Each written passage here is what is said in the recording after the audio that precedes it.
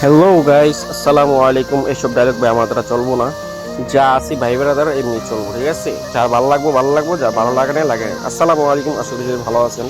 আর আজকে কথাবার্তা শুনে বুঝতেই পারতেছেন খুব আনন্দতে আছি। তো আনন্দের উদ্দেশ্য রয়েছে ভাই, খুব একটা বিপদ আপদ ছিল। আলহামদুলিল্লাহ এখানে কাজকর্ম করে সেই জিনিসটা হয়ে গেছে। আর যে পিছনে যে গাড়িগুলো দেখলেন, এই জায়গায় ভাই সব বড় বড় ট্রাক। মানে এত ট্রাক আমি একসাথে কখনো দেখিনি। মানে পোর্টের কাছাকাছি, তো কালাংপুরের কাছাকাছি। তো এই জন্য আর এই পুরীগুলো যে দেখছেন ভাই, মাশাল্লাহ পুরী মানে যা তা অবস্থা। তো এই গাড়ির আলহামদুলিল্লাহ ধরছিলাম, এই গাড়ির ভিডিওটা তো অবশ্যই আপনারা দেখছেন, বলার মতো আর কিছুই নাই। তো যাই হোক, এই যে প্লটটা দেখতেছেন, ওর সাথে আমি অনেক দুষ্টামি ফাইজলামি করি, আর ওই অনেক সুন্দর সুন্দর মজার কথা বলে।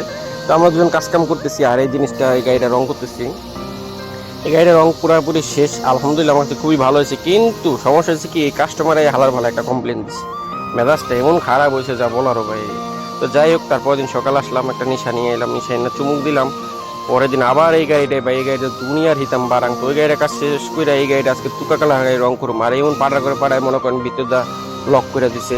তো সেটা অর্ধেক কোনাইলে আমার বাসা থেকে খাওয়া দাওয়া করে আইসা এই গাড়িটা টেপ দিয়েছে। এই গাড়িটা রং করে তারপর বাসায় যেমন আলহামদুলিল্লাহ আইসা গাড়ি রং করা শুরু করেছিলাম। আর রং করা মাশাল্লাহ পুরো শেষ, অনেক সুন্দর হয়েছে আলহামদুলিল্লাহ।